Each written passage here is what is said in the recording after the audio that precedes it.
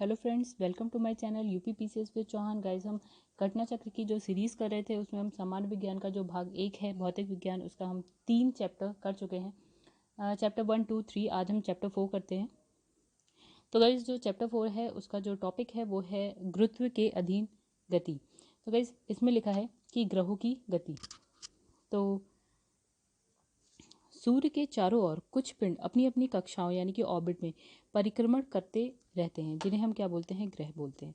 ठीक है, किसी ग्रह के चारों ओर परिक्रमा करते पिंड को उस ग्रह का क्या बोलते हैं? उपग्रह। यानी सूर्य के चारों ओर जो परिक्रमा करते हैं उसे ग्रह, और ग्रह के चारों ओर जो परिक्रमा करते हैं उसको उपग्रह बोलते हैं। तो पृथ्वी का एक तथा मंगल के 2 उपग्रह हैं। ठीक है, तो अब इसने कहा कि जो शनि है, शनि के सर्वाधिक उपग्रह हैं यानी कि 82। गाइस, अभी कुछ ही समय पहले क्या हुआ है कि शनि में 20 उपग्रह को ऐड करा गया है, तब ये जाके 82 बने। नहीं तो सबसे पहले क्या था, इससे पहले क्या था कि बृहस्पति के सबसे ज़्यादा उपग्रह थे 79। बट अब क्या है, शनि के उपग्रह सबसे ज़्यादा है। तो अब है कि ग्रहों की गति संबंधी केपलर के नियम। तो देखिए, जर्मन खगोल शास्त्री जोहानेस केपलर ने सूर्य के चारों ओर ग्रहों की गति के संबंध में निम्न 3 नियम दिए हैं। ठीक है, तो पहला नियम क्या है? सभी ग्रह सूर्य के चारों ओर और दीर्घ वृत्ताकार कक्षा में परिक्रमण करते हैं और सूर्य कक्षा के एक फोकस पर होता है। ठीक है, तो मतलब इसमें इंपॉर्टेंट क्या है? ये कक्षा, दीर्घ वृत्ताकार कक्षा। तो इसने कहा कि जो ग्रह हैं वो सूर्य के चारों ओर क्या करते हैं? परिक्रमा करते हैं।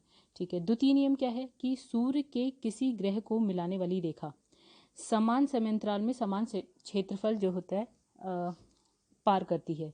ठीक है, यानी कि हमने कहा यहाँ पे सूर्य है, यहाँ अर्थ है। अर्थ क्या है? अलग अलग जगह अगर होगी तो वो क्या है? समान समय में समान क्षेत्रफल को क्या करती है? ये पार करती है। मतलब ये और ये क्षेत्रफल क्या होगा? समान होगा।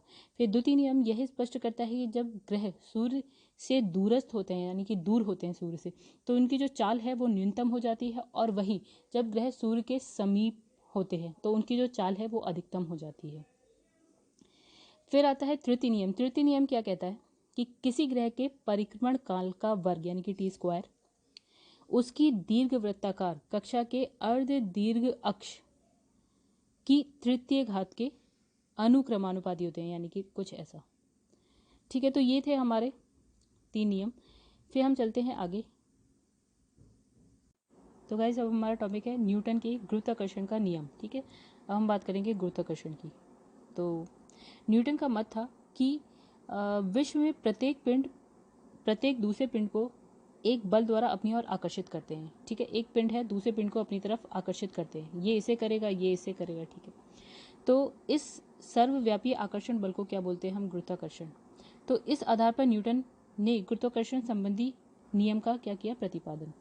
तो इसमें लिखा है कि दो पिंड के मध्य लगने वाले आकर्षण बल का परिमाण दोनों पिंड के द्रव्यमान के गुणनफल के अनुक्रमानुपाती होता है, और उनकी बीच की जो दूरी है उसके वर्ग के व्युत्क्रमानुपाती होता है। मतलब इसने कहा जो बल है वो क्या होता है? m1 एक पिंड का द्रव्यमान, m2 दूसरे पिंड का द्रव्यमान, इसके गुणनफल के समानुपाती होता है। ठीक है, और इन दोनों पिंड के बीच की दूरी के r, सपोज ये r है तो r के वर्ग के व्युत्क्रमानुपाती होता है। चलिए आगे बढ़ते हैं। तो लिखा है, देखिए ये लिखा है दो पिंड है, एक का द्रव्यमान m1 एक का द्रव्यमान n2, दोनों के बीच की जो दूरी है, सपोज दो पिंड ऐसे रखे, इन दोनों के बीच की दूरी है r। तो यही लिखा है f is directly proportional to m1 m2 upon r square. फिर हम क्या करते हैं, जब प्रपोर्शनल का साइन हटाते हैं तो इक्वल्स का लगाते हैं और इसके साथ एक हम कांस्टेंट लगाते हैं। ठीक है, तो कांस्टेंट हम यहाँ क्या लगा रहे हैं? g। तो यही यहाँ पे लिखा है ये। चलिए गाइस आगे बढ़ते हैं। तो जहाँ g क्या है? अनुक्रमानुपाती स्थिरांक या गुरुत्वाकर्षण स्थिरांक कहते हैं इसे। यदि हमने कहा कि बल न्यूटन में होता है और अगर r दूरी जो है वो मीटर में है, द्रव्यमान m1 m2 जो है किलोग्राम में है, तो g का जो मात्रक है वो क्या होगा हमारा? न्यूटन मीटर स्क्वायर पर किलोग्राम स्क्वायर। ठीक है, तो g का मान क्या होता है? 6.67 इंटू 10⁻⁻11 न्यूटन मीटर स्क्वायर प्रति किलोग्राम स्क्वायर। ठीक है, ये क्या होता है? g का मान होता है। आगे बढ़ते हैं, चलेगा इस। तो इसमें लिखा है गुरुत्व एवं पृथ्वी का गुरुत्वीय त्वरण, इसको हम ए से लिखते हैं। ठीक है, तो लिखा है कि गुरुत्व यानी कि ग्रेविटी वह आकर्षण बल है जिससे पृथ्वी किसी वस्तु को अपने केंद्र की ओर खींचती है। स्पष्ट है कि गुरुत्वाकर्षण का एक विशिष्ट उदाहरण है। इसने कहा गुरुत्व क्या है, गुरुत्वाकर्षण का उदाहरण है। जब कोई वस्तु मुक्त रूप से फेंकी या छोड़ी जाती है तो वह पृथ्वी के गुरुत्व के कारण पृथ्वी की ओर गिरने लगती है। उसके गिरने का जो वेग है क्या होता है, बराबर बढ़ता जाता है। ऊंचाई पे है, जैसे जैसे वो गिरती है उसका नीचे जाते जाते वेग जो है बढ़ता जाता है। ठीक है, अब हमने कहा था त्वरण क्या होता है, वेग परिवर्तन की दर बटे समय, यानी कि वेग में परिवर्तन। अब यहाँ पे क्या हो रहा है, वेग धीरे धीरे चेंज ही हो रहा है। अगर बढ़ रहा है तो चेंज हो रहा है, यानी कि वेग परिवर्तन की दर। तो ये क्या कह रहा है, त्वरण उत्पन्न होता है। ठीक है, इस त्वरण को जो है पृथ्वी का क्या बोलते हैं हम, पृथ्वी त्वरण बोलते हैं, उसको स्मॉल जी से लिखते हैं। ठीक है, ये देखिए, और इसका जो मात्रक होता है वो होता है मीटर प्रति सेकंड स्क्वायर। ठीक है, तो ये स्मॉल जी जो है आपका गुरुत्वीय त्वरण है और कैपिटल जी आपने देखा गुरुत्वाकर्षण स्थिरांक है। तो इन दोनों के बीच में संबंध क्या होता है, तो इन दोनों के बीच में जो इसने कहा त्वरण इज इक्वल्स टू क्या होता है हमारा, एम ई क्या है आपका मास है यानी कि द्रव्यमान है, ई मतलब अर्थ यानी कि पृथ्वी का द्रव्यमान है, और पृथ्वी की त्रिज्या है आर ई। ठीक है, और आर ई का स्क्वायर और जी, ये है संबंध इसके बीच में, किसके किसके, स्मॉल जी और कैपिटल जी के। तो कैपिटल जी हम जानते हैं क्या होता है, पृथ्वी का द्रव्यमान होता है, ये पृथ्वी की त्रिज्या होती है। ठीक है, तो लिखा है कि स्पष्ट है कि जी का मान वस्तु के द्रव्यमान पर निर्भर नहीं करता। इसका मतलब इसने कहा जो स्मॉल जी है, सपोज कि एक पृथ्वी है, ठीक है, एक वस्तु है, इसका द्रव्यमान स्मॉल है, इसका कैपिटल है, तो क्या इसमें गुरुत्वीय त्वरण अगर हम निकालेंगे यहाँ पे, तो क्या इसमें m की वैल्यू है, स्मॉल m की, बिल्कुल नहीं है। इसका मतलब कि जो पृथ्वी पर वस्तु गिर रही है या कोई भी वस्तु जिसमें द्रव्यमान m है, तो वो चाहे हल्की हो चाहे भारी हो, इसका फर्क जो है आपका गुरुत्वीय त्वरण पे नहीं पड़ता, क्योंकि इसमें m की वैल्यू ही नहीं है, स्मॉल m की। तो यही चीज़ यहाँ लिखी है कि जी का मान जो है वस्तु के द्रव्यमान पर निर्भर नहीं करता। अतः यदि भिन्न भिन्न द्रव्यमान की जो दो वस्तुएं मुक्त रूप से ऊपर से गिराई जाए, लेकिन इसमें एक शर्त है कि वायु नहीं होनी चाहिए। ठीक है, तो ऊपर से गिराया जाए तो उसमें समान त्वरण उत्पन्न होगा। क्यों, क्योंकि m का तो कोई मतलब ही नहीं होता, तो जी हमारे लिए समान ही रहेगा दोनों के लिए। ठीक है, चाहे एक वस्तु हल्की चाहे एक वस्तु भारी हो।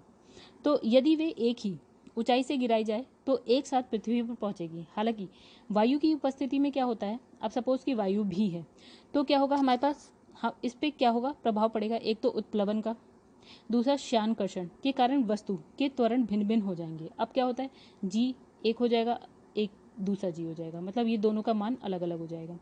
ठीक है, तो क्या होगा, इस दशा में भारी वस्तु पृथ्वी पर पहले पहुंचेगी। ठीक है, पृथ्वी के गुरुत्वीय त्वरण यानी कि जी का मान पृथ्वी के तल पर भिन्न भिन्न स्थानों पर क्या होता है, भिन्न भिन्न होता है। तो पृथ्वी तल से ऊपर और नीचे जाने पर जी के मान में परिवर्तन होता है। जैसे देखिए, हमने देखा जी का मान क्या था अपना, G M E upon R E. देखिए, जब आर ई की वैल्यू चेंज होगी तो जी का मान भी चेंज होगा। सपोज कि हम पृथ्वी के तल से ऊपर जाते हैं तो आर ई की वैल्यू बढ़ जाएगी। ठीक है, सपोज कि हम यहाँ, चलिए पृथ्वी का तल नहीं, आप ऐसा देखिए, ये पृथ्वी है। पृथ्वी एक तो गोल नहीं होती, थोड़ी सी चपटी होती है ऊपर नीचे। तो हमने कहा यहाँ से लेकर यहाँ तक की वैल्यू और यहाँ से लेकर यहाँ तक की त्रिज्या, तो ये वाली जो वैल्यू होती है ये चपटी है, तो ये जो है थोड़ी सी कम होगी और ये वाली थोड़ी सी ज़्यादा होगी। यानी कि ये होता है आपका इक्वेटर, भूमध्य रेखा, और ये होता है आपका ध्रुव।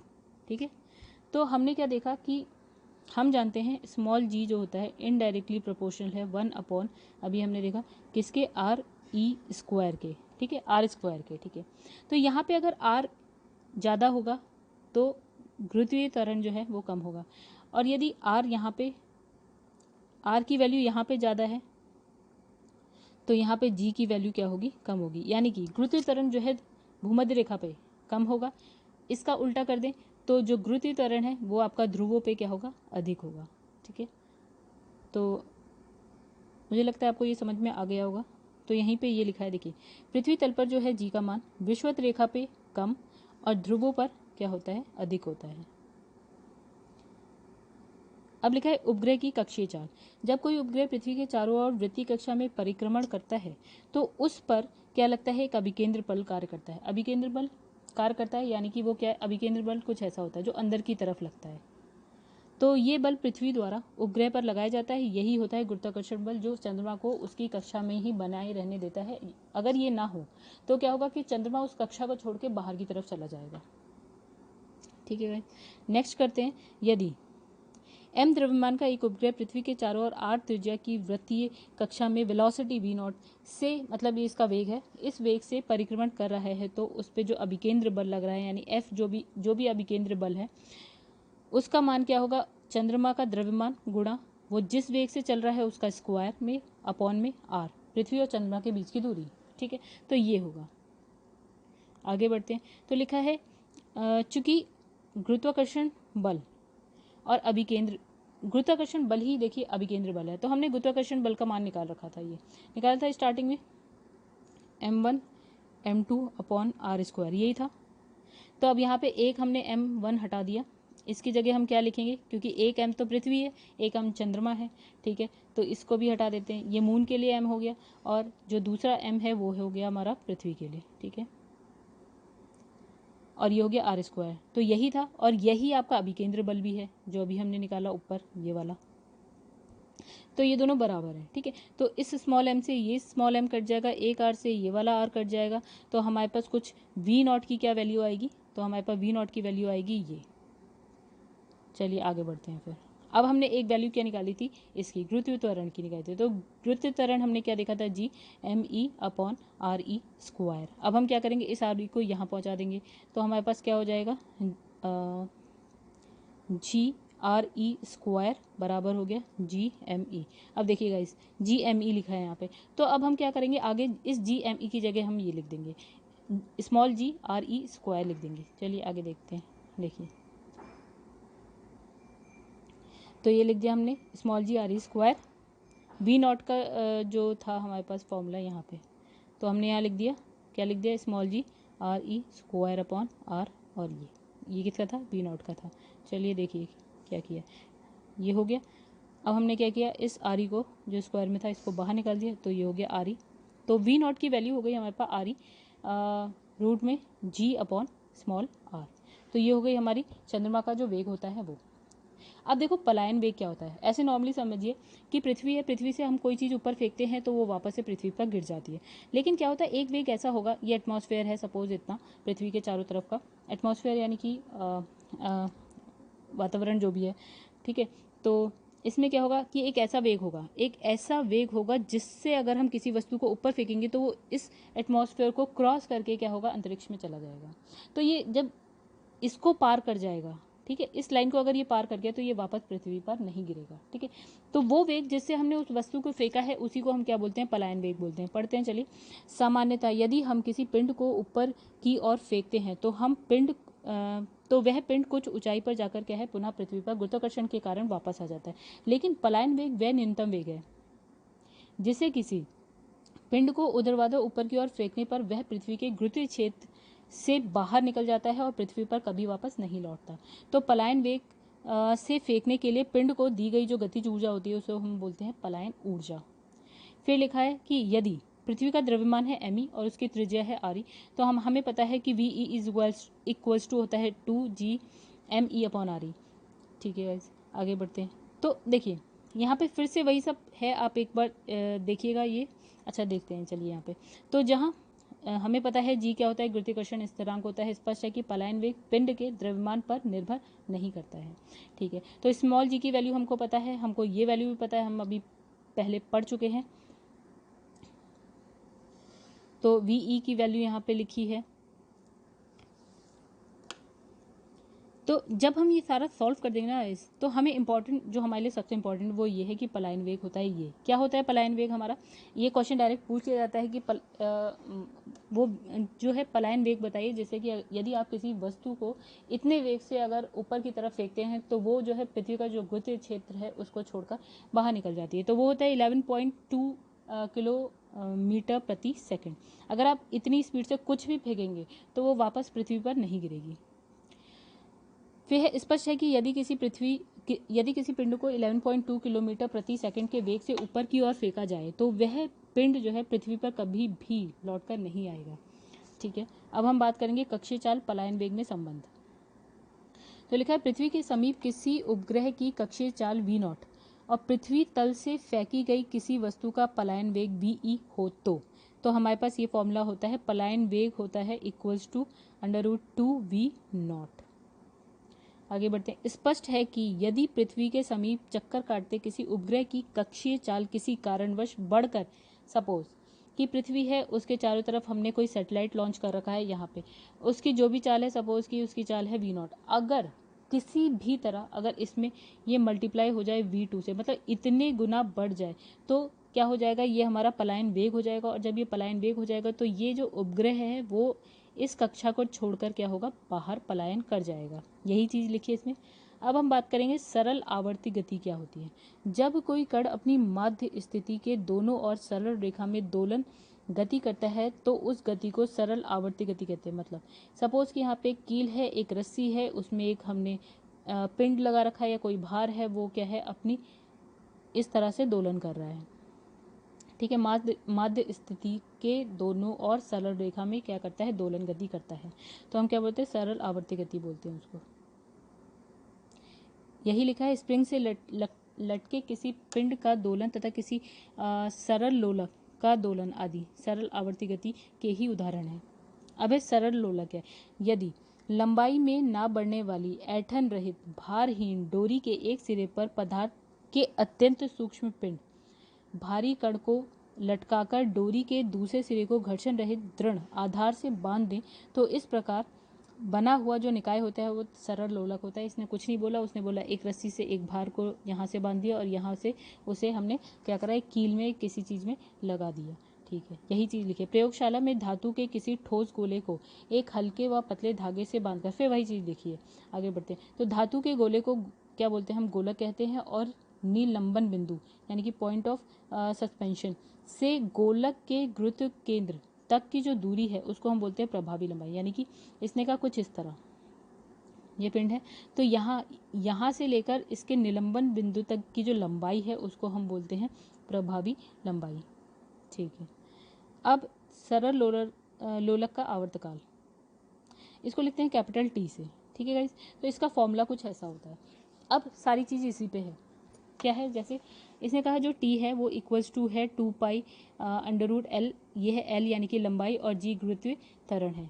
ठीक है, अब क्या है कि यदि, अब इसमें हम थोड़ा सा ऐसे ही देख लेते हैं, अगर गुरुत्वीय त्वरण लाइक यदि हम क्या करें, लंबाई को बढ़ा दें तो हमारा जो आवर्तकाल है बढ़ जाएगा, या फिर हम लंबाई को कम कर दें तो आवर्तकाल भी कम हो जाएगा। अब बात करते हैं गुरुत्वीय त्वरण की। हमने कहा था जब पृथ्वी जो है 0 डिग्री यानी कि भूमध्य रेखा पर होता है तो जो जी का मान होता है वो क्या होगा, भूमध्य रेखा पर जी का मान क्या होता है, कम होता है। और वहीं ध्रुवों पर जो 90 डिग्री पर जो जी का मान है अधिक होता है। ठीक है, सपोज कि अब यहाँ पे अगर भूमध्य रेखा पे है तो जी का मान कम होगा तो आवर्तकाल बढ़ेगा, और अगर आप ध्रुवों पे हैं तो जी का मान ज़्यादा और आवर्तकाल कम। अब कुछ ऐसा ही आगे आपको मिलेगा। तो ये हमारा फॉर्मूला है T = 2 पाई √L/G। स्पष्ट है कि लोलक का आवर्तकाल गोलक के द्रव्यमान पर निर्भर नहीं करता। फिर से हमने जो देखा T = क्या था, 2 पाई √L/G, इसमें कहीं पे भी m नहीं लिखा है, यानी कि उसके द्रव्यमान पर निर्भर नहीं करता। आगे बढ़ते हैं, तो इसने लिखा है लोलक का जो आवर्तकाल है यानी कि टी, लोलक की प्रभावी लंबाई L के वर्गमूल के अनुक्रमानुपाती होता है। यानी इसने कहा कुछ ऐसा होता है, बिल्कुल हमने ऐसा ही देखा। और यदि लोलक की प्रभावी लंबाई बढ़ाकर 4 गुनी कर दी जाए, यानी इसने कुछ ऐसा कहा, तो आवर्तकाल क्या होगा, 2 गुना हो जाएगा। कैसे, देखिए हमने कहा अगर लोलक की जो लंबाई है वो L की जगह अब हम 4 गुनी कर दें तो 4 हो जाएगा, 4L हो जाएगा, तो यानी कि ये हो जाएगा 2L। ठीक है, नहीं सॉरी 2 √L हो जाएगा, यानी कि जो अभी आवर्तकाल था वो क्या हो जाएगा, आपका 2 गुना हो जाएगा। पहले ऐसा था, फिर हो जाएगा कुछ ऐसा, यानी आवर्तकाल 2 गुना हो जाएगा। फिर लोलक का आवर्तकाल गुरुत्वीय त्वरण यानी कि जी के वर्गमूल के व्युत्क्रमानुपाती होता है। इसने कहा कुछ ऐसा, और ये इसने बिल्कुल सही कहा। आगे बढ़ते हैं। फिर उदाहरण स्वरूप जब किसी लोलक की घड़ी को पहाड़ पर या खान में ले जाया जाता है तो जो है जी का मान क्या होता है, घट जाता है। जैसे कि अभी हमने देखा था कि जब हम 90 डिग्री पे थे तो हमने कहा था कि जी का मान कम होता है। ठीक है, तो 90 डिग्री यानी कि ऊंचाई पे ले जाने पे। ठीक है, जैसे आप ऊंचाई पे ले जाएंगे तो आर की वैल्यू क्या होगी, बढ़ जाएगी, और जी का मान हो जाएगा कम। ठीक है, देखिए क्या था हमारा, जी = था, क्या था, 1/r E था, ऐसे था। तो जब हम क्या कहते हैं पहाड़ों पे ले जाएंगे तो ये वैल्यू बढ़ जाएगी और हमारा जी का मान कम हो जाएगा। ठीक है, तो जी का मान क्या होता है, घटने से इसका जो आवर्तकाल है वो बढ़ जाता है। कैसे? T is directly indirectly proportional to ये है, अगर जी का मान बढ़ेगा तो आवर्तकाल आपका घट जाएगा। ठीक है, यही लिखा है कि जी का मान घटने से, तो इसमें लिखा है, इसने कहा जी का मान घटने से आवर्तकाल बढ़ जाएगा। आवर्तकाल ऑब्वियसली बढ़ जाएगा क्योंकि इनडायरेक्ट रिलेशन है दोनों में, अर्थात जो घड़ी है वो सुस्त हो जाएगी। मान लीजिए कि एक पेंडुलम वाली घड़ी है, ठीक है, तो वो इस तरह से चलती है, हमें पता है। ठीक है, अगर क्या होता है कि हम उसे कहाँ ले जाएं, पहाड़ों पे ले जाएं, तो क्या होगा कि आपका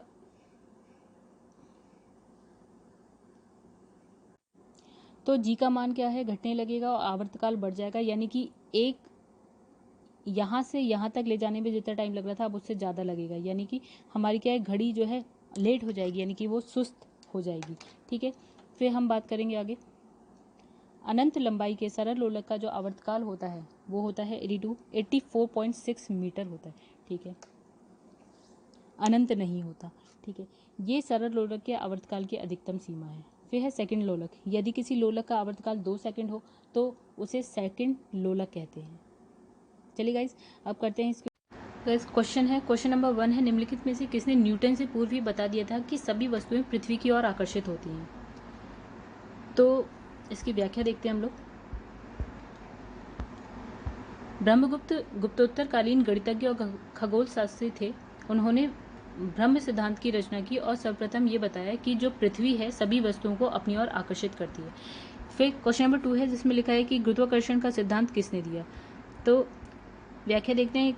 गुरुत्वाकर्षण पदार्थों द्वारा एक दूसरे की ओर आकृष्ट होने की प्रवृत्ति है और सर आइजैक न्यूटन ने गति के 3 नियम और गुरुत्वाकर्षण के सिद्धांत का प्रतिपादन किया। न्यूटन ने अपनी मौलिक खोज के आधार पर बताया कि केवल पृथ्वी ही नहीं अपितु विश्व के प्रत्येक कण दूसरे कण को अपनी ओर आकर्षित करते हैं। तो कणों के बीच जो कार्य करने वाला जो पारस्परिक बल है उसको हम बोलते हैं गुरुत्वाकर्षण, और जो उत्पन्न बल है उसको हम बोलते हैं गुरुत्वाकर्षण बल। फिर है गुरुत्वाकर्षण के सार्वभौमिक नियम का प्रतिपादन किसने किया? वही क्वेश्चन है, न्यूटन ने किया। तो ये वही एक्सप्लेनेशन है जो हम पहले पढ़ चुके हैं। तो गाइज इसमें टाइम वेस्ट नहीं करते हैं, आगे बढ़ते हैं। तो अंतरिक्ष यात्री निर्वात में सीधे खड़े नहीं रह सकते। क्यों? क्योंकि इसका व्याख्या देखते हैं। अंतरिक्ष में कम गुरुत्व के चलते अंतरिक्ष यात्री सीधे खड़े नहीं रह पाते। कम गुरुत्व में लंबे अंतरिक्ष अभियान में अंतरिक्ष यात्री को पेशीय क्षय और अस्थियों के घनत्व में कमी का सामना करना पड़ता है। अस्थि घनत्व कम होने से अस्थियां कमजोर हो जाती हैं। ठीक है, तो इसका आंसर है गुरुत्व नहीं होता है, तो यही है, गुरुत्व नहीं होता ए। तो नेक्स्ट है, अंतरिक्ष यान जो चक्कर लगा रहा हो से एक सेब छोड़ दिया जाए तो क्या होता है? देखिए, अंतरिक्ष में गुरुत्वाकर्षण के अभाव में सेब अंतरिक्ष यान के साथ साथ उसी गति में आगे बढ़ेगा। ठीक है, गतिवान होगा।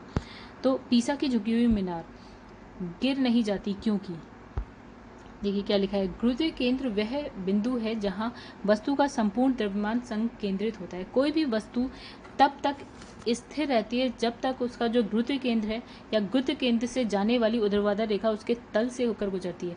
अभी तक पीसा की जो मीनार है उसका गुरुत्वीय केंद्र से होकर जाने वाली ऊर्ध्वाधर रेखा उसके तल के अंदर रहती है, इसलिए झुकी हुई जो मीनार है अभी तक गिरी नहीं है। ऐसा माना जाता है कि इसमें कहा गया है कि 2030 से 2050 तक ऐसा हो सकता है कि जो ऊर्ध्वाधर रेखा है वो उसके तल से बाहर हो जाए और वो मीनार गिर सकती है।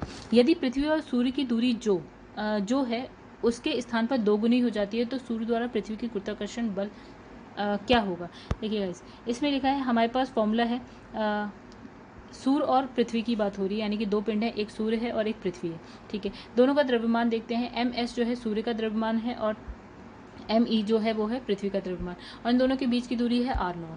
तो f = हमने लिख दिया ये। आगे बढ़ते हैं।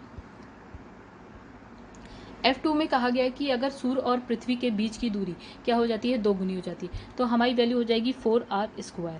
ठीक है, अब हमने क्या किया, इन F1/F2 कर दिया और हमारे पास वैल्यू आ जाएगी 4/1, यानी कि F2 की वैल्यू हो जाएगी 1/4 F1। यानी कि जब 2 गुना हो जाएगा तब क्या होगा?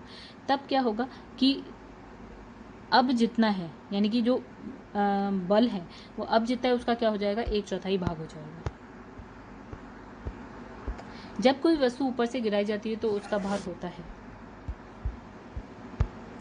लिखा है आदर्श परिस्थिति में वायु प्रतिरोध को नगण्य मानते हुए, यानी कि वायु नहीं है, किसी वस्तु को ऊपर से गिराने पर उसके भार में कोई परिवर्तन नहीं होता, क्योंकि उसका जो द्रव्यमान है और उस पर लगने वाला जो गुरुत्वीय त्वरण है वो अपरिवर्तित रहता है। अगर ये दोनों चीज़ें चेंज नहीं होती हैं तो क्या होता है कि वस्तु जब हम ऊपर से गिराते हैं तो उसके भार में भी कोई परिवर्तन नहीं होता है। तो अब यहाँ लिखा है कि लकड़ी, लोहे और मोम के समान आकार के टुकड़े को समान ऊंचाई से पृथ्वी पर गिराया जाता है, और कौन सा टुकड़ा सर्वप्रथम पृथ्वी पर गिरता है। देखिए यहाँ पे भी वायु नहीं है, ठीक है। जब वायु नहीं है तो गुरुत्वीय त्वरण चेंज नहीं होगा, हमारा द्रव्यमान कुछ भी हो तो इससे कोई फर्क नहीं पड़ता, तीनों जो है एक समान वेग से, मतलब एक ही समय में पृथ्वी पर गिरेंगे। आप ये पढ़ सकते हैं। आगे देखते हैं। अब यहाँ ये अलग है थोड़ा सा। इसमें लिखा है हवा में लोहे और लकड़ी के समान भार के गेंद को समान ऊंचाई से गिराने पे। अब यहाँ लिखा है हवा में, ठीक है। तो जब हवा में आप गिराएंगे तब आपका गुरुत्वीय त्वरण जो है लोहे की वस्तु जब गिरती है उस पर, और जब लकड़ी की वस्तु जब गिरती है उस पर, दोनों में जो हमारा गुरुत्वीय त्वरण है वो चेंज होगा। तब इससे क्या होता है कि जो भारी वस्तु है वो पहले गिरती है और जो हल्की वस्तु है वो बाद में गिरती है। तो इसमें है आंसर है इसका सी। इसने कहा कि जो लकड़ी की गेंद है वो बाद में गिरेगी, लोहे की पहले गिर जाएगी। तो इसकी व्याख्या में कुछ यही लिखा है गाइस, पढ़िएगा आप इसे। अब क्वेश्चन नंबर 11 भी कुछ ऐसा ही है, आप इसे पढ़िए। मतलब वही है कि भारी वस्तु या हल्की वस्तु कौन सी पहले गिरेगी, कौन सी बाद में गिरेगी। तो इसकी आप ये व्याख्या देख सकते हैं। अब है चंद्रमा पर मानव का वजन पृथ्वी की तुलना में 1/6 रहता है, ठीक है। बिल्कुल सही बात है ये कि चंद्रमा पर अगर हम जाते हैं तो जो मानव का वजन है वो पृथ्वी पे जितना भी रहेगा, सपोज कि 60 किलोग्राम है तो चंद्रमा पर वो हो जाएगा 10 किलोग्राम। तो चंद्रमा पर पृथ्वी की तरह गुरुत्वाकर्षण नहीं होता, ऐसा नहीं है। अगर गुरुत्वाकर्षण नहीं होता तो अगर जो अंतरिक्ष यात्री हैं या जो चंद्रमा पर जाते हैं वो क्या होते हैं, चंद्रमा पर रहते ही नहीं, हट ही जाते हैं। मतलब फिर भी वो क्या होते हैं, गुरुत्वाकर्षण होता है लेकिन कम होता है, जिसकी वजह से वो थोड़ा सा हवा में रहते हैं, उनका वजन कम एक्चुअली महसूस होता है उन्हें। तो लिखा है चंद्रमा पृथ्वी का एक उपग्रह है और चंद्रमा के गुरुत्वीय त्वरण का मान पृथ्वी के गुरुत्वीय त्वरण के मान से 1/6 भाग होता है। इसलिए चंद्रमा पर व्यक्ति का जो भार है पृथ्वी पे उसके भार का 1/6 भाग होता है। और इस प्रकार जो कथन हमारा सही है लेकिन कारण हमारा गलत है। तो किसी पिंड का जो भार होता है, देखिए लिखा है गुरुत्वीय त्वरण का मान भूमध्य रेखा पर सबसे कम और ध्रुवों पर सबसे अधिक होता है, ठीक है। तो अधिक होने के कारण पिंड का जो भार है भूमध्य रेखा पर न्यूनतम होता है और ध्रुव पर सर्वाधिक होता है, जैसे कि हम पहले पढ़ चुके हैं। फिर मानव शरीर का भार होता है ध्रुवों पर अधिकतम, ठीक है। हमें पता है ध्रुवों पर अधिकतम होता है और जो भूमध्य रेखा है वहां पे कम हो जाता है। लिखा है एक पिंड का अधिकतम भार निम्नलिखित में से किसमें अधिकतम भार निम्नलिखित में से किसमें होता है, वायु में, जल में, हाइड्रोजन में या नाइट्रोजन में। चलिए इसकी व्याख्या एक बार देखते हैं। इसका आंसर है वैसे हाइड्रोजन। इसकी व्याख्या में लिखा है किसी पिंड का द्रव्यमान सदैव नियत रहता है और उसका जो भार है दो चीज़ों पर निर्भर करता है। एक करता है गुरुत्वीय बल पे और दूसरा करता है पिंड पर लगने वाले जो उपक्षेप बल है उस पर करता है। तो दिए गए विकल्प में क्या है, हाइड्रोजन सबसे हल्का है और विरल माध्यम है, अतः उसके द्वारा लगाया गया जो उपक्षेप बल है सबसे कम होगा, ठीक है। अतः पिंड का जो भार है हाइड्रोजन में क्या होगा, सर्वाधिक होगा। तो गाइस यहाँ पे कुछ क्वेश्चंस हैं जो आपके आईएएस के क्वेश्चन हैं। अगर आप इनको स्किप भी कर देते हैं तो इतना फ़र्क नहीं पड़ेगा, बिकॉज ये बहुत ज़्यादा बहुत टफ क्वेश्चंस हैं। तो हम इसे यहाँ स्किप कर देते हैं। आप एक बार देख लीजिएगा अगर आप देखना चाहें तो। ये सारे क्वेश्चंस आईएएस के हैं, न्यूमेरिकल बेस्ड क्वेश्चंस हैं ये।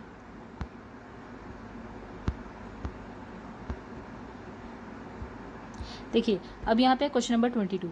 तो भारहीनता होती है, आइए व्याख्या देखते हैं। भारहीनता वह अवस्था है जब पृथ्वी का गुरुत्वाकर्षण बल ऊपर की ओर लगने वाले बल के संतुलित हो जाए, ठीक है। यानी कि भारहीनता क्या होगी, जब पृथ्वी के गुरुत्वाकर्षण बल ऊपर की ओर लगने वाले बल से संतुलित हो जाए, ठीक है। एक बल ऊपर लग रहा है, एक बल नीचे लग रहा है, सपोज कि ये भी एफ है ये भी एफ है, तो एफ ये माइनस में एफ हो जाएगा, तो ये दोनों कैंसिल और हो जाएगा 0, ठीक है। तो हम जानते हैं कि पिंड का जो भार है वो W = mg होता है, ठीक है। m वस्तु का द्रव्यमान, g गुरुत्वीय त्वरण होता है। यदि ऊपर की तरफ प्रक्षेपित वस्तु का त्वरण गुरुत्वाकर्षण को संतुलित कर दे, यानी कि W = mg1 + g2, तो ये हो जाएगा हमारे पास। देखो इसने क्या लिखा कि ये g2 की वैल्यू इसने लिख दी है -g, मतलब गुरुत्वीय त्वरण जो है आपका ऊपर की तरफ और नीचे की तरफ,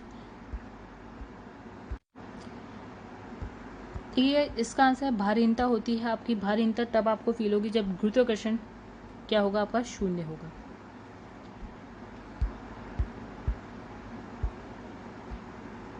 अब निम्नलिखित में कौन सुमेलित क्रम है? इसमें लिखा है रेडियम,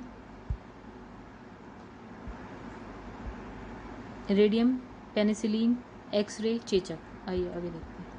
इसमें लिखा है रेडियम तत्व की खोज पियरे क्यूरी और मैडम क्यूरी ने 1898 में की थी। पेनिसिलिन की खोज अलेक्जेंडर फ्लेमिंग ने 1928 में की थी। एक्सरे किरणों की खोज 1895 में विलहेम्स मतलब किसने की थी, रोएंटजेन ने की थी। और एडवर्ड जेनर ने 1796 में क्या है, चेचक के टीके की खोज की थी। तो इसका आंसर है हमारा ए, यानी कि जो रेडियम है उसका आंसर है, रेडियम की किसने की थी, मैडम क्यूरी ने करी थी। पेनिसिलिन की किसने, अलेक्जेंडर फ्लेमिंग ने करी थी। एक्सरे की किसने करी थी, आपका रोएंटजेन ने की थी। और चेचक की आपने किसे, एडवर्ड जेनर ने की थी।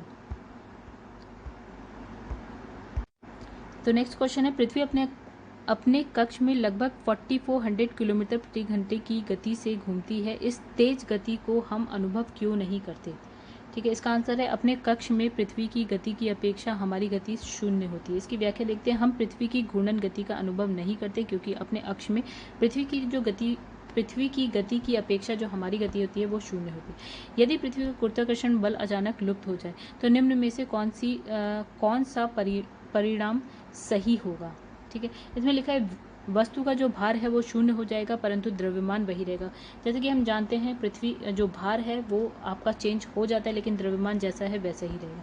तो पृथ्वी की सतह के निकट किसी पिंड पर लगने वाला पृथ्वी का गुरुत्वाकर्षण बल यदि अचानक लुप्त हो जाए तो पृथ्वी का भार जो है आपका शून्य हो जाएगा परंतु आपका द्रव्यमान कभी नहीं बदलता। फिर लिखा है पृथ्वी के चारों ओर परिक्रमा कर रहा कृत्रिम उपग्रह इसलिए पृथ्वी पर नीचे नहीं गिरता क्योंकि पृथ्वी का आकर्षण उसकी गति के लिए आवश्यक जो है त्वरण प्रदान करता है। देखिए क्या लिखा है इसमें, पृथ्वी के चारों ओर परिक्रमा करते हुए कृत्रिम उपग्रह पर दो प्रकार के बल कार्य करते हैं। एक तो करता है केंद्रीय बल, दूसरा जो है वो होता है प्रक्षेप बल।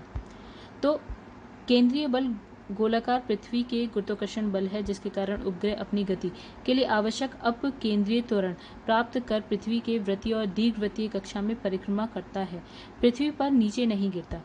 वह प्रक्षोभ बल के अंतर्गत वायुमंडलीय कर्षण, पृथ्वी की गोलाई में त्रुटि, चंद्र और सौर के गुरुत्वाकर्षण, खिंचाव, सौर विकिरण, दाब आदि से उत्पन्न बल आते हैं। इन बलों का योग यद्यपि कम है किंतु इसके कारण उपग्रह के पथ में विचलन आ जाता है। अधिक ऊंचाई वाली कक्षा में स्थापित उपग्रह तो वायुमंडलीय कर्षण से अप्रभावित रहता है परंतु निम्न कक्षा वाले उपग्रहों की कक्षीय त्रिज्या वायुमंडलीय कर्षण से प्रभावित होकर धीरे धीरे कम होती जाती है, अतः ऐसे उपग्रह पृथ्वी के सघन वायुमंडल में पहुंचकर भस्म हो जाते हैं। फिर लिखा एक उपग्रह अपने कक्षा में निरंतर गति करता है, यह अभिकेंद्र बल के प्रभाव से होता है जो प्राप्त होता है। देखिए पृथ्वी द्वारा उपग्रह पर लगाए गए गुरुत्वाकर्षण बल, ठीक है, यही होता है जैसे कि हमने पढ़ा था, तो सेम है। तो कृत्रिम उपग्रह पृथ्वी से सुस्पष्टता से ट्रैक किया जा सकता है डॉपलर प्रभाव के द्वारा। देखिए इसमें क्या होता है, किसी कृत्रिम उपग्रह पृथ्वी से डॉपलर ट्रैकिंग द्वारा सुस्पष्टता से ट्रैक किया जा सकता है। ये ट्रैकिंग क्या होता है, ट्रांसमीटर और रिसीवर की सहायता से होती है।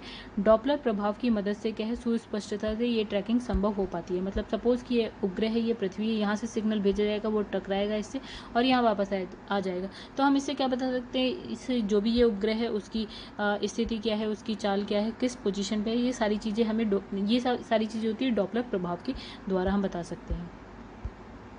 फिर अपने कक्ष में एक उपग्रह पृथ्वी के चक्कर लगाता रहता है, वे ऐसे निम्न में से किस कारण से करता है? लिखा है उपग्रह अपनी कक्षा में अभिकेंद्र बल के कारण पृथ्वी के चारों ओर चक्कर लगाता रहता है।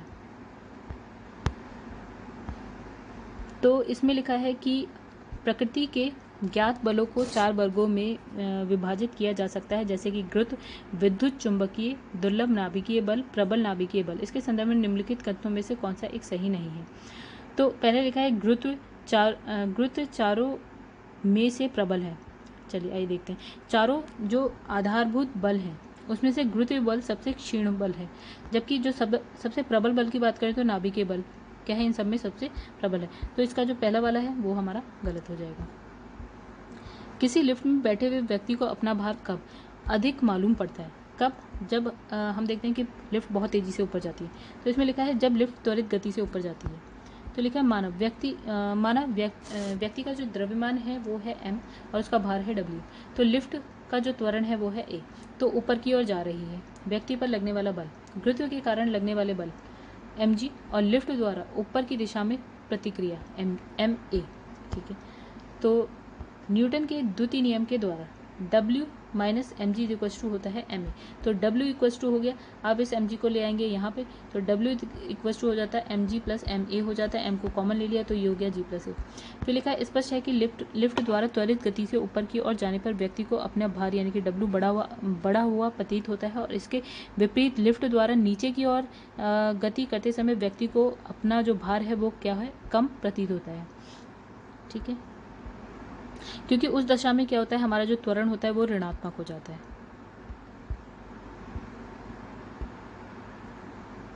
इसमें लिखा है लोलक की कालावधि यानी कि टाइम पीरियड। लिखा है लोलक की का जो टाइम पीरियड होता है उसकी लंबाई के ऊपर निर्भर करता है, यानी कि हमारे पास ये फॉर्मूला था, हम जानते हैं। तो यानी कि लंबाई अगर बढ़ जाएगी तो इसका जो आवर्तकाल है यानी कि वो बढ़ जाएगा, यानी कि टाइम पीरियड बढ़ जाएगा, और अगर लंबाई कम हो जाएगी तो जो आवर्तकाल है वो भी हमारा कम हो जाएगा। तो आइए देखें क्या है, लंबाई के ऊपर निर्भर करता है क्योंकि t is directly proportional to L लिखा है। लोलक घड़ियाँ गर्मी में सुस्त हो जाती हैं, क्यों? देखिए गर्मी में क्या होता है कि जो भी उसकी लंबाई होती है वो और भी क्या होती है, इंक्रीज हो जाती है। हमने देखा है प्रसार हो जाता है लंबाई में। ठीक है, जब लंबाई हमारी बढ़ती है तो उससे क्या होगा, L की वैल्यू जब बढ़ेगी तो आपका ये आवर्तकाल है वो बढ़ जाएगा। जब आवर्तकाल बढ़ जाता है तो जो हमारी घड़ी है वो क्या हो जाती है, सुस्त हो जाती है। तो इसका आंसर है सी, लोलक की लंबाई बढ़ जाती है। एक लड़की झूले पर बैठी स्थिति में झूला झूल रही है, तो इस लड़की के खड़े हो जाने पर क्या होता है, जो आवर्तकाल है वो क्या हो जाएगा, हमारा कम हो जाएगा। ठीक है, क्या हो जाएगा, कम हो जाएगा। कैसे? सपोज़ कि एक यहाँ से एक झूला है और यहाँ पे एक लड़की बैठी हुई है। अब क्या है, वो लड़की क्या है, इस पर खड़ी हो जाती है। ठीक है, तो अब जो लंबाई हमारे पास यहाँ से यहाँ तक थी वो लंबाई क्या हो जाती है, कम हो जाती है। ठीक है, लंबाई जो अभी यहाँ पे थी वो ज़्यादा थी और यहाँ पे कम हो जाती है। तो हम क्या जाते हैं, हम कुछ ऐसा लिखते हैं, आवर्तकाल बराबर, अगर ये लंबाई कम हो जाती है तो हमारा आवर्तकाल भी क्या होता है, कम हो जाता है। आवर्तकाल भी हमारा क्या हो जाएगा, कम हो जाएगा। जब लंबाई कम होगी तो आवर्तकाल कम होगा, तो क्या होगा, यही लिखा है, आवर्तकाल क्या हो जाएगा, कम हो जाएगा। ठीक है गाइस, ये पढ़िए आप। लिखा है पेंडुलम घड़ी तीव्र गति से चल सकती है शीतकाल में। क्या होता है, लंबाई कम हो जाती है। जब लंबाई कम हो जाएगी तो आपका आवर्तकाल क्या है, कम हो जाएगा, और आवर्तकाल कम हो जाएगा तो उसकी जो स्पीड है वो बढ़ जाएगी, यानी कि तीव्र गति से चलना स्टार्ट कर देगी, यानी तेज हो जाएगी। पेंडुलम घड़ी शीतकाल में तेजी से चलने लगती है क्योंकि इसका आवर्त पथ या आवर्तकाल क्या होता है, घट जाता है, जबकि ग्रीष्मकाल में इसका आवर्त पथ या आवर्तकाल क्या है, बढ़ जाता है, जैसे कि हमने पहले देखा। फलस्वरूप जो पेंडुलम घड़ी है ग्रीष्मकाल में धीरे चलने लगती है और क्या होता है, सुस्त हो जाती है। फिर पृथ्वी का पलायन वेग कितना है, हमने पढ़ा था 11.2 किलोमीटर पर सेकेंड।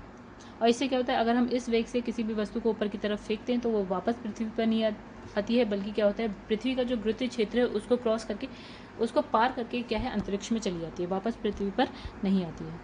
ठीक है, यही लिखा है इसमें। इसमें लिखा है अगर किसी वस्तु को 8 किलोमीटर प्रति घंटा के वेग से अंतरिक्ष में फेंका जाए तो क्या होगा। देखिए हमें पता है कि 11 किलोमीटर प्रति सेकंड की स्पीड से अगर आप फेंकते हैं तो वो वापस नहीं आती, बट 8 किलोमीटर प्रति सेकंड की स्पीड से अगर आप फेंकेंगे तो वो ऑब्वियसली वापस आएगी। तो इसका आंसर हो जाएगा बी, तो वापस पृथ्वी पर गिर जाएगी। ठीक है, ये पलायन वेग नहीं होता है, वो इससे ज़्यादा होता है। ठीक है, अब लिखा है चंद्रमा पर वायुमंडल नहीं होने के क्या कारण है, देखते हैं।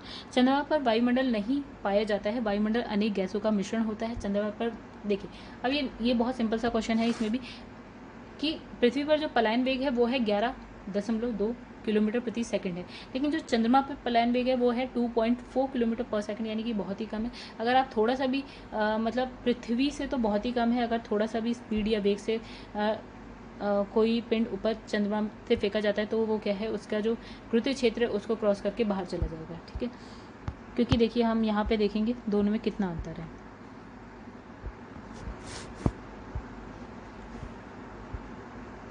तो इसमें लिखा है इस पर गैस अणुओं का पलायन वेग उसके वर्ग माध्य मूल से कम होता है।